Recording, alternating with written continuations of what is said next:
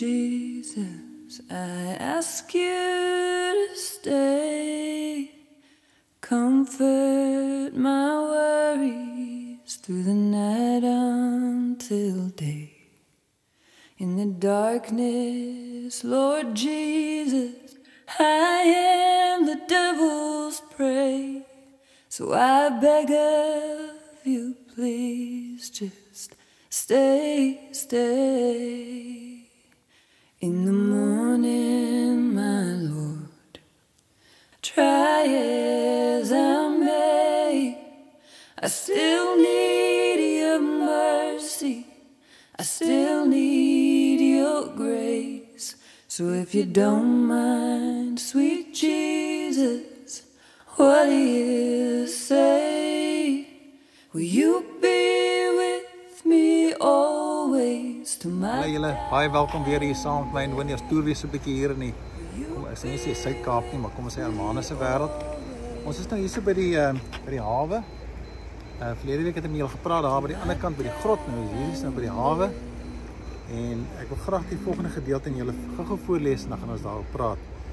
Ons lees in Psalm 27 die laaste 2 verse. Verlede week het ek ook vers 14 gepraat. Graag 13 en 14 nou saam lees hier. As ek daarom nie geglo het dat ek die goedheid van die Here sal sien in die land van die lewendes nie, dan los hy dit oop.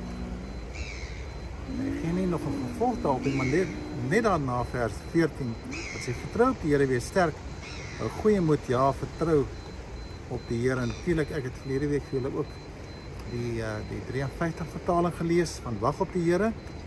Vers 13 is baie dieselfde. O, as ek nie geglo dat ek die goedheid van die Here sal sien in die land van die lewendes nie. Ek wil graag net so 'n gedagte by julle los. En dit is dat al antwoord die Here ons nie, sal jy nog steeds glo.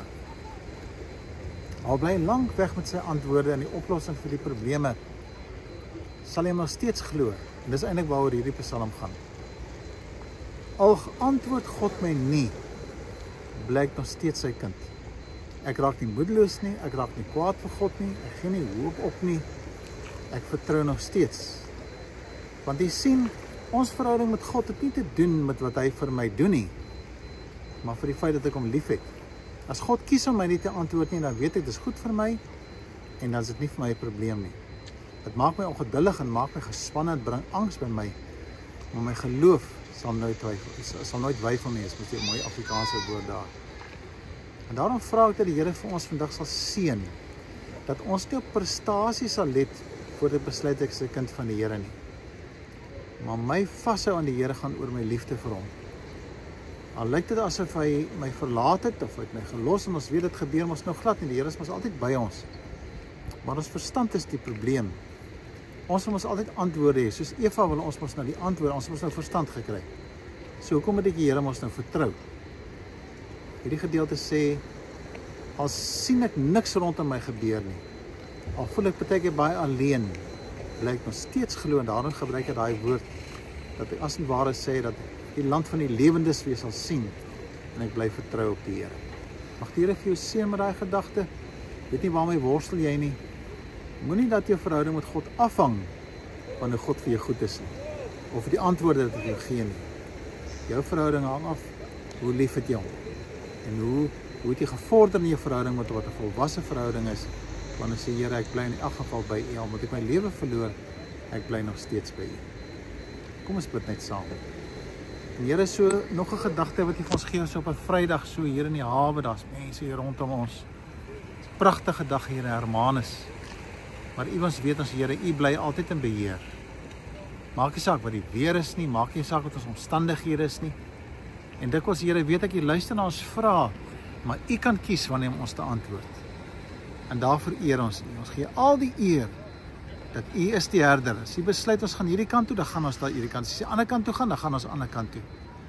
Ons luister wat U vir ons sê en ons vra Here, kom versterk ons harte dat ons nooit sal twyfel nie.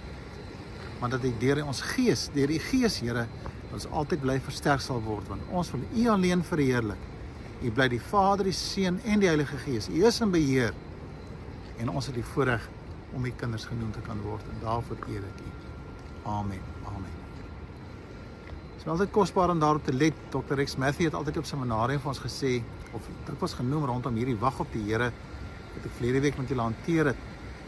Het hy gepraat van 'n vrou wat swanger is.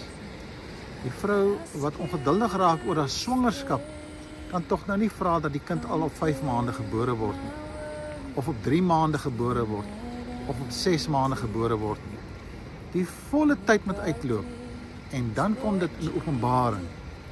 En dis baie keer ook met wat ons gebeur. Partykeer moet ons wag. Die omstandighede moet ons ryp raak, en daarvoor eer ons die Here. Here seën vir julle.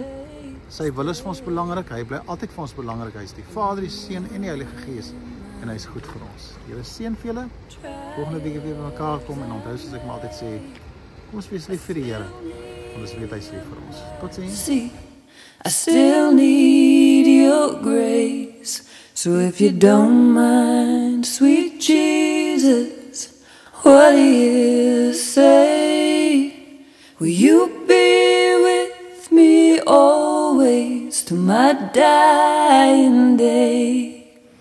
Will you be with me always to my dying day? Mm-hmm.